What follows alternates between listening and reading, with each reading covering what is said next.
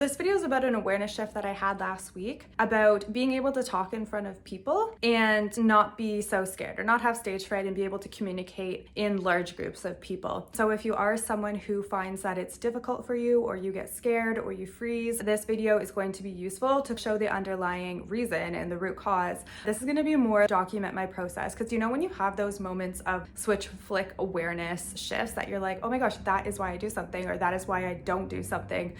I just live for those moments. I love them. I'm always trying to dig into my subconscious and see what's there. So when I heard this, I was like, oh my gosh, this makes so much sense. And yeah, I just loved it.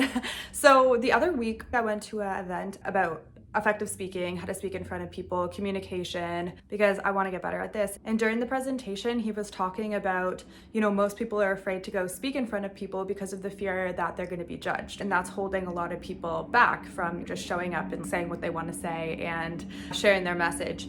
I was aware of that. I knew that that's a shadow aspect that, coming online, you kind of have to get over. It's like a spiritual process, I feel like, coming online and showing up in front of people. That's just something that needs to get worked through. And this part was really interesting. And I also thought it was so interesting because throughout the last little bit, a big theme that's been coming up has been the masks and the personas that we wear to protect ourselves. And a lot of identity works, which is if you want to change something, if you go down to the deepest part, it's your identity. So if you want to shift something, the best way is to go and shift your identity around what you want to change. But then he brought up a really good point, and this was Eric Meads. I can link him below. But he was talking about the masks and the personas that we wear, and then how to show up authentically, because that's obviously the best way to show up, when you're just being yourself, when you're not memorizing a script, when you're just allowing what comes through to come through. That's where a lot of effective communication comes from, is just speaking authentically and then just being yourself. So he was talking about how it's, somewhat easier to talk to someone one-on-one, because you can almost adapt the way that you're acting if it's just one person, right? I feel like a lot of people pleasers know this, and this really resonated with me, is that if it's around a particular person, I can feel them out and just know how to connect with them. But it was talking about when there's one person, it's easy to do that. But if there's, 100, 200, 1,000, whatever, then you can't do that. And so in those circumstances, when you're used to putting on these faces and these personas, it's obviously difficult. And then you kind of shut down, because there's all of these different personalities and all of these different people that if you've had the pattern of having to please someone or having to adapt, or shapeshift, I call it, to be liked and to be validated and to be accepted, then if there's so many people, you can't do that because everyone's so different. And that just clicked something for me, because I've always found it easy to connect with people one-on-one. Like, I get 0% anxiety meeting people one-on-one or having to talk with people one-on-one. There's negative amount, like I look forward to it, it's fun.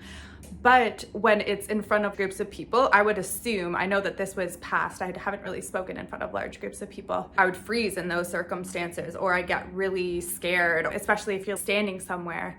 And I just realized that was such a huge part of it. It was just a switch flick for me, because I'm definitely that person that, as I said, was easy to get along with people one-on-one. But then when there's large amounts of people, I do notice myself feeling some resistance. And I'm sure it's because of those masks, even unconsciously, that I feel like I have to put on or make everyone else happy. It just brought up the point again and again and again of the importance of authenticity and sort of these root patterns that could be affecting the things that you're doing, the things that you're not doing. And again, it comes down to a lot of these personas and a lot of these masks that we put over ourselves to be accepted, to be validated, to be loved, to conform, essentially. And I just love that, because again, it's just another reminder to stay true to yourself. And then obviously when you're in that circumstance the next time, when you're in a group of people, you'll have that thing in your head that's like, oh, okay, I'm feeling resistance because I'm trying to please so many different people right now. I'm just going to show up as myself. That's not my responsibility to have to conform or to have to please or gain the acceptance or approval from anyone outside of myself. So this awareness shift I thought was super useful. And I just thought I'd share it in case it helps anyone else or adds a level of understanding to the things that you do or you don't do. Again, I live for these moments where I can just like, oh my goodness, this is why I'm doing that. So I hope that this is valuable to anyone else. Have the best day, and I love you all.